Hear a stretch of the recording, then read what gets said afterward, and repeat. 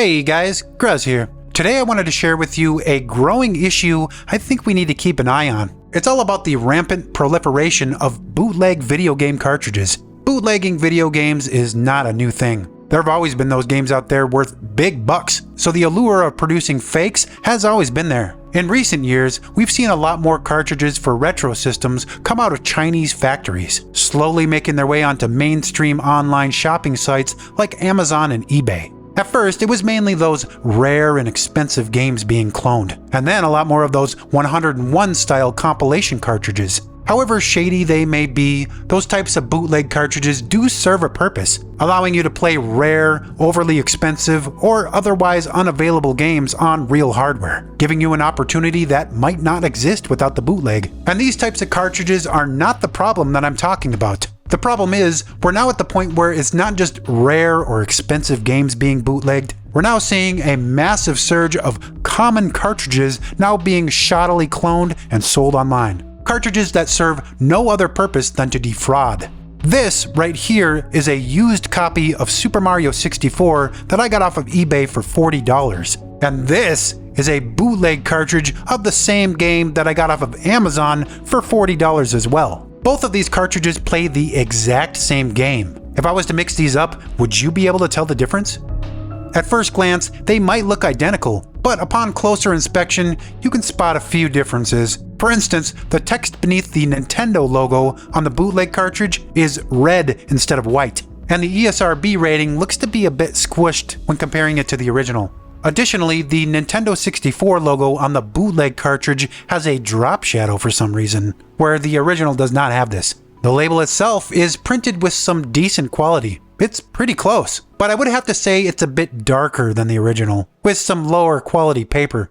Now the back of the cartridge is a mess. First, you'll notice that all of the bullet points in the caution section are just periods here. Also, if we look at the copyright date of the original game, it has a date of 1996. But when we look at the bootleg, they threw on a whole bunch of dates here. We've got 96, 97, even 1995. The N64 wasn't even released in 1995.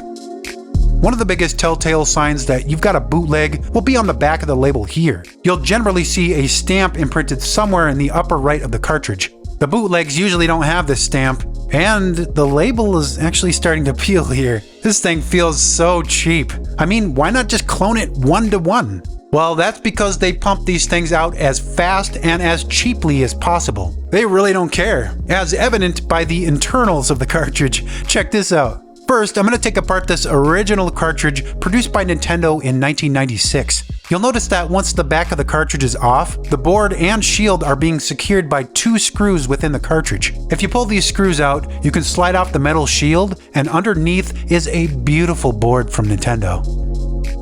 Now let's take a look at the bootleg cartridge I got off of Amazon. You'll notice that there are no screws holding in the metal shield, and once we take it off, it's pretty bad inside. The soldering job on the board is not so great, and the board is a mess with what I think is leftover flux and whatever other chemicals these could be. Honestly, it's pretty gross. They didn't even bother to wipe it off at all. It's really nasty in here, and it looks like it was thrown together as fast as possible.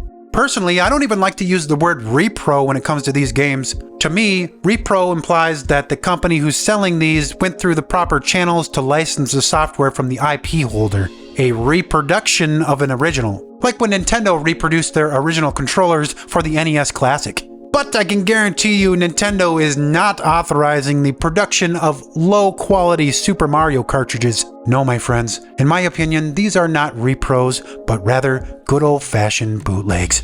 Bootleg implying they are illegal. After all, this is pirated software being sold for profit. Even if you purchase a counterfeit cartridge unknowingly or with good intentions, it's still an unauthorized cartridge, and you are still breaking the law in most countries, contributing to the production and distribution of counterfeit goods. I mean, do what you want to do, but an interesting statistic from the United Nations Office on Drugs and Crime state that counterfeit goods generate over $250 billion a year for criminal enterprises, and that your purchase might be funding more sinister criminal activities. They also raised ethical concerns such as labor exploitation, environmental impacts, and the fact that none of this stuff is checked or regulated, so you could very well be exposed to harmful chemicals or even fire hazards.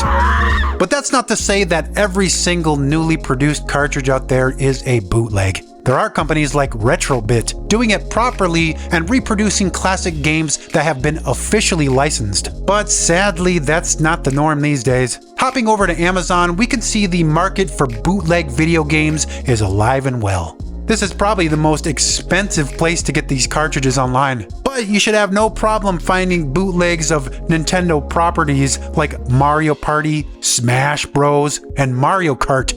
Can you believe they're charging $70 for a bootleg?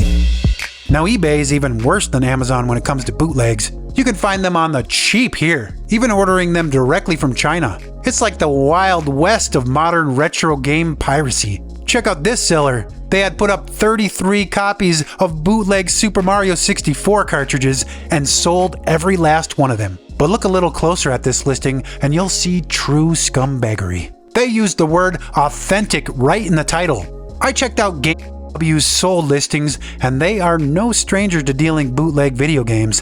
Oh, and look at that. Some toenail clippers too. You can clip your toenails while you're playing your bootlegs. These sellers make money by purchasing these games in quantity from the manufacturers in China. Sites like AliExpress allow you to buy as many of these as you'd like. Then they turn around and double, sometimes triple their money, reselling them on sites like Amazon and eBay. Sounds profitable. But you know why normal, everyday people don't do this? Because it's very illegal. These sellers prey on people who don't know the difference between legit and bootleg, or people not plugged into the retro scene. I mean, anyone who knows anything about retro games is gonna know that you're not getting a brand new copy of Super Mario 64 for $40. These sellers are targeting people who don't know better, tricking people into illegally paying for pirated software. And that, my friends, is so scummy.